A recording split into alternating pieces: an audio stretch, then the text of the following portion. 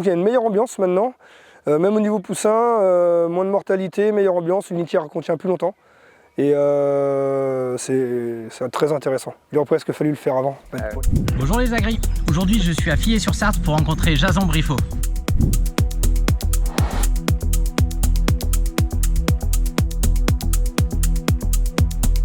Moi je suis installé depuis 2013, février 2013. Je suis installé avec mon père. Quand mon père a récupéré l'exploitation, c'était une toute petite exploitation avec vaches laitières. Mais vraiment, c'était... je sais même pas s'il devait y avoir 50 000 de quotas, quoi. À l'époque, il n'y avait pas grand chose, quoi. On a 152 hectares, 100 hectares de prairies, on va dire, et puis 52 hectares de culture. On a une trentaine d'hectares de maïs semences. On a pris cette production-là, mon père a réussi à avoir cette production-là à l'époque sous contrat parce qu'on a des terres sableuses, donc dur à valoriser en blé, on a du mal à valoriser des blés correctement, avoir des bonnes marges brutes c'est compliqué. Donc le maïs semence c'est une bonne alternative. Puis on a plus de terres à maïs, donc avec l'irrigation évidemment. Sinon en production, donc on a deux ateliers gavage en canard gras, 3 poulaillers de louer. Exclusivement en plein champ maintenant, on ne fait plus que ça, on tourne en plein champ. Et atelier vache allaitante, on a une cinquantaine, entre 45 et 50 vélages par an à peu près. En vache allaitante parce que vu qu'on a beaucoup de prairies, et puis des prairies qui sont pas fauchables, en plus un peu vallonnées, on est à côté d'un château donc il y a des douves, des choses comme ça.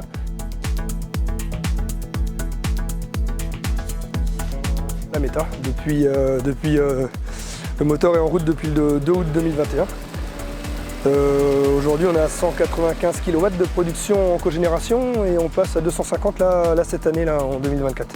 Là on s'est rendu compte qu'on avait assez d'alimentation on va dire pour l'alimenter en fumier, volaille, fumée de volaille, fumée de bovin et lisée de canard qui... il y a beaucoup de lisées de canard avec les deux bâtiments. Ça demande beaucoup de travail aussi Eh ben non. Non, comparé à du canard gavage, non. Et la méta, à comparer, allez, on va dire une grosse demi-heure par jour. Et j'ai envie de dire sur l'année, parce que bon, c'est comme tout, il y a quand même des pannes. Ça fait une bonne heure, quoi. Une bonne heure, je vais dire, par jour. Parce que quand il y a des pannes, il faut être là, quoi. Il faut être présent. Il faut intervenir assez vite, quoi. Le but c'est que ça ne s'arrête jamais.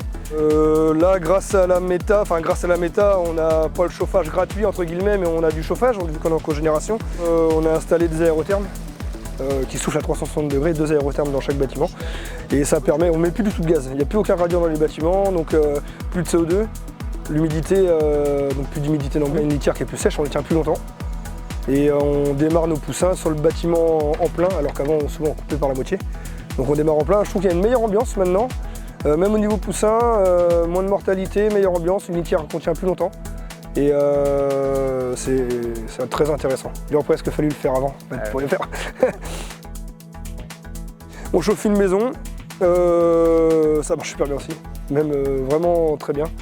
Et bientôt les 2 autres, et là on a eu une demande, on est à côté d'un château et le château m'a demandé si on avait assez d'énergie pour chauffer le château, et oui, on a largement assez d'énergie pour chauffer le château. On fait une grosse économie de gaz, et en plus de ça, on arrive à avoir des marges brutes plus que convenables, donc c'est intéressant. Sur le revenu, c'est la méta en premier, après c'est le gavage, après c'est le maïs semence, après c'est les... Ah, j'ai un petit doute là, les vaches quand même, ce serait bien les vaches, le louer, non je pense les poulets, et après les vaches, en dernier.